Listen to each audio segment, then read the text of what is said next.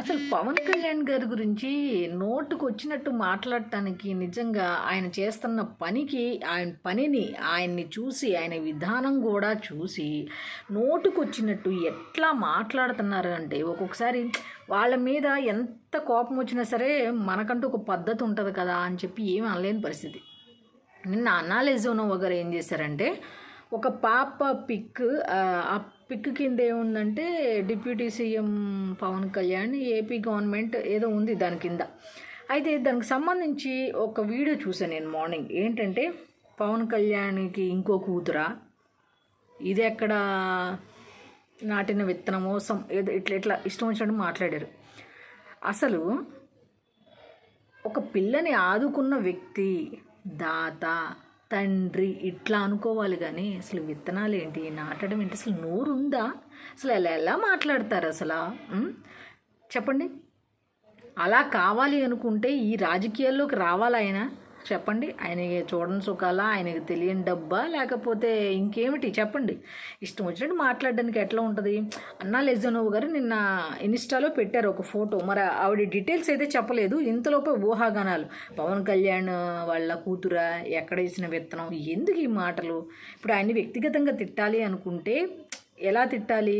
వేరే ఆడపిల్ల ఇంకో ఆవిడతో ఆ విధంగా రాంగ్ రిలేషన్లో మాట్లాడుతున్నారు, ఇంకెవరో కూడా ఆమె.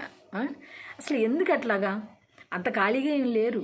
మీరు ఇలాంటి బురదలు చల్లే ప్రయత్నాలు చేయకండి. ఆయన ఏమి అంత ఖాళీ ఏం లేరులే. కానీ ఇప్పుడు ఆయన ఒకటే మాట, నా కర్మ అట్లా ఉంది, అందుకే నేను 3 పెళ్ళిళ్ళు చేసుకోవాల్సి వచ్చింది. ఇప్పుడు అలా అని చెప్పి నేను ఎవరికి ఏ అన్యాయము చేయలేదు అని ఆయన చెప్పుకుంటున్నాడు. ఇంకా 3 పెళ్ళిళ్ళు, ఇంకా 4 పెళ్ళిళ్ళు, ఇంకా పిల్లల, ఇంకా పట్టుకొని బతుకుతారా? ఇక మీ జన్మంతా ఆయన మీద పడి ఈ విధంగానే ఏడుస్తారా? బుద్ధి జ్ఞానం లేదా? కడుపుకు అన్నం తింటున్నారా లేకపోతే గడ్డి తింటున్నారా? ఒకసారి చెప్పండి. గడ్డి తినేవాడు మాత్రమే ఆ వీడియో చేశాడు. తర్వాత మళ్ళీ వాడు నేను తీద్దాం అనుకున్నాను కానీ నాకు అవ్వలా. తర్వాత ఏమైందో తెలీదు. తర్వాత లేదు, అది ఆవిడ పెట్టింది నిన్న, నేను తర్వాత చూద్దాంలే అనుకున్నాను కానీ ఇది అవ్వలా. సరే ఉదయం చూసేసరికి లేదు. అది అసలు ఎంత దారుణం అసలు. ఒక వ్యక్తిని మాట్లాడటానికి ఆ వ్యక్తి ప్రవర్తన బట్టైనా ఉంటుందిగా. మీకు క్వశ్చన్ చేయటానికి ఏమీ లేవు. అందువల్ల అదొక్కటి పట్టుకొని పెళ్ళిళ్ళు, పేరెంటాలు, ఇంకా పెళ్ళిళ్ళు పేరెంటాల దగ్గరే బ్రతుకుతారా? ఇంకా విమర్శించే దగ్గరే ఉంటారా? పని చేస్తున్నాడు, పని చేయనివ్వండి. మీరేమి పార్టీ పరంగా వాళ్ళు బాగుపడితే మీకు ఎవ్వరు ఏమి పెట్టరు, చూడరు. అర్థమవుతుందా? ఇలాంటి కామెంట్లు దయచేసి ఆపేయండి. ఆల్రెడీ తీసుకెళ్ళి వేస్తున్నారు కదా లోపల పిచ్చిగా మాట్లాడిన వాళ్ళందరికీ.